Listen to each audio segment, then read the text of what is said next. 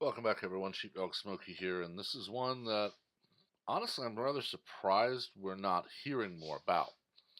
We have an illegal alien who apparently was a business owner, was hiring other illegals, paying them below market value, and owned firearms. Now, on the left, we have AOC, Kamala, the rest of them talking about a living wage. Where are they on this? Why are they not talking about this man from Georgia who is paying his workers below even what minimum wage is now? Not to mention owning 14 guns, which is illegal for him to do. You see, if you're in the country illegally, you cannot legally own a firearm. They're not going to talk about this, though, because it blows their narratives out of the water.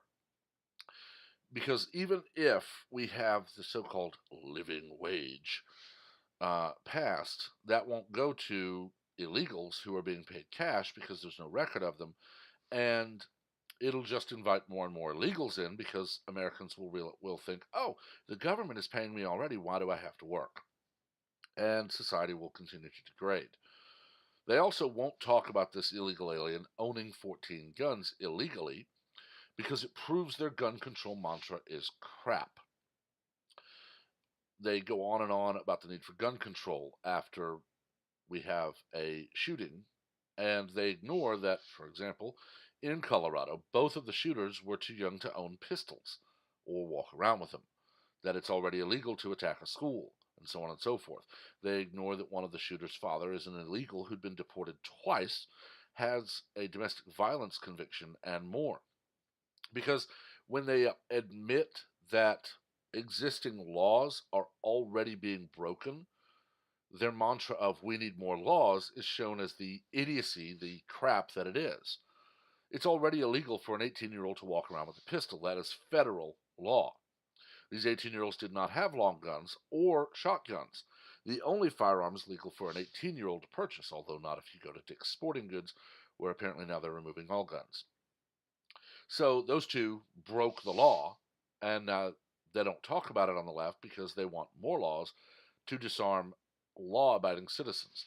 Now we have this we have an illegal immigrant in the country illegally, doing business illegally, paying his workers below market wage, which is illegal, and owning 14 guns, which is illegal. That's four laws right there that this person has broken, all of them federal laws. Therefore, we have a four-time felon. Strike four, you're not allowed back ever. We'll either hear silence from the left or we'll hear AOC or Kamala or Bernie or one of them jump on their pulpit about this man was just trying to make a living to support his family and he was just giving jobs to those who needed to do the same. And they'll excuse the multiple laws broken. If anyone asks about the 14 firearms, they'll actually say the Second Amendment ensures all people the right to keep and bear arms. When it doesn't, it only applies to American citizens, and these were purchased illegally because he's not legally allowed to purchase them. So they'll ignore how the background check, which is federal law, was not done. They'll ignore that the wages being paid are below minimum wage. They'll ignore that he's not allowed to own a business. They'll ignore that he's in the country illegally. And they will prove that everything they say is just hypocrisy at the highest extent. Now, to look at this one a little bit, we do have that Juan Antonio Perez, Mexican national, 46, federal felony charges in the U.S. District Court, Northern District of Georgia, and it took years to find him. ICE and Homeland Security, 6 warrants. I mean, you see it right here. Perez's company or his business, Aztec Instruction, allegedly operated by employing illegal aliens and paying them a below market wage, which will allowed him to have more profit and to compete unfairly with those who are obeying the law. Of course, federal law also prohibits illegal aliens from owning firearms or even possessing them. So even if all were purchased legally and then gifted to him, they're still illegal. There are provisions for purchasing a firearm as a gift, the legal way to do it is to purchase a gift card for the person that you wish to gift the firearm to. I have a local dealer here in my town that I love. They know their stuff. When I bought my AR-15, the first I've ever owned, I took it to the range. Wanted to get a feel for it, wanted to sight it in. The range master was amazing. He told me to wait a few minutes. He let the other folks finish their stuff. He then told the bosses, this place had multiple lanes, that he was helping a client sight in a rifle, so they sent another RSO out, and he was right behind me with a scope. He loved it. But then I needed to clean the weapon. I went to this local shop, asked them, told them what I wanted to know, what I wanted to learn. One of the employees actually took me into the back room where they do their gunsmithing, and he showed me step by step how to take the gun down, how to properly clean it, how to do a full disassemble when I need to versus just opening it up to clean the barrel, how to put it back together, all of it. I love them. And I have confirmed with them that if I want to give someone a firearm, let's just use my nephew, for example, in 5 years. Okay, in 5 years, my nephew, in 5 years, he'll be 21. So what if I want to gift him a pistol for his birthday? Well, they said, well, it's very simple.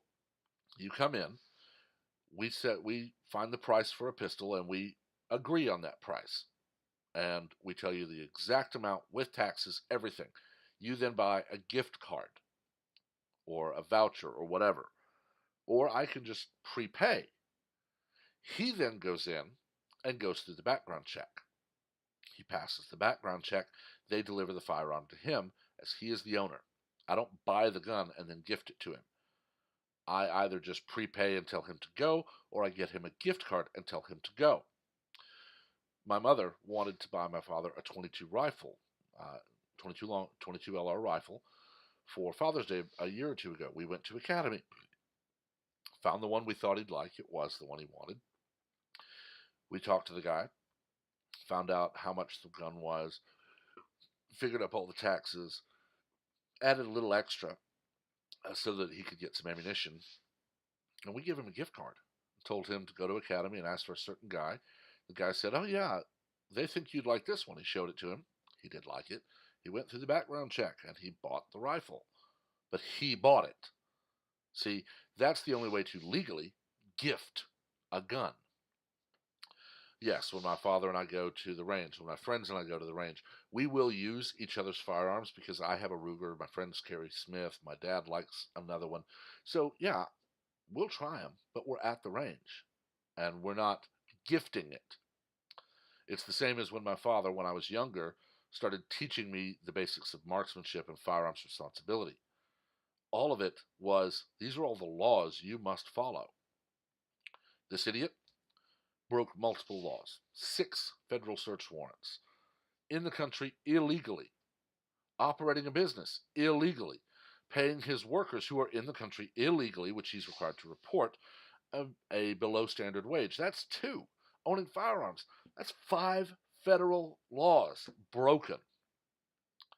And liberals, Democrats running for the Democrat nomination, are going to ignore this because it blows all of their talking points out of the water. It destroys their gun control. It destroys their immigration. It destroys their economic, all of those arguments.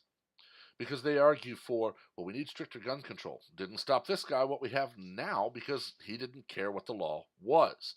We need better enforcement, which is exactly what happened here. And they enforced the law, seized the weapons, and so on. Economics. We need a living wage. He's not doing it. He's not even paying them the wage that's required now.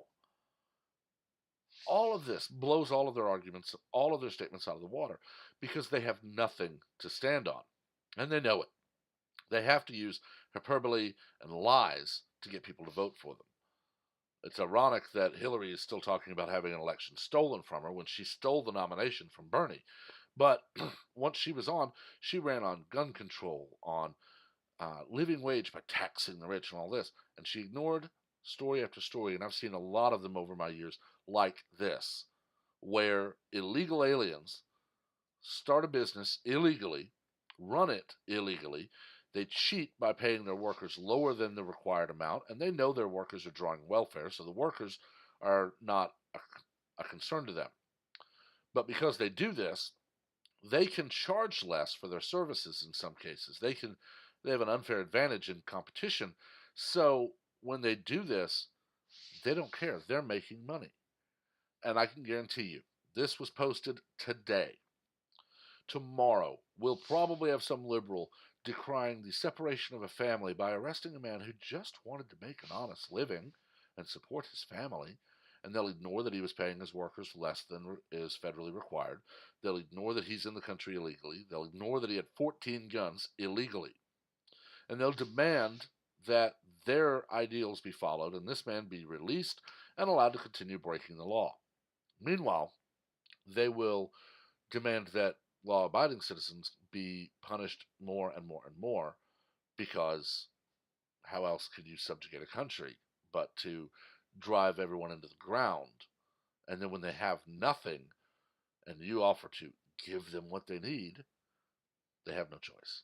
But I've talked about it long enough. Make sure to like, share, and comment on this post or this video, but keep it civil. We don't learn from arguments, we learn from debate. Please also make sure that you subscribe and turn on notifications so that you're the first to know about all new content as it is posted. Until next time, everyone have a wonderful day.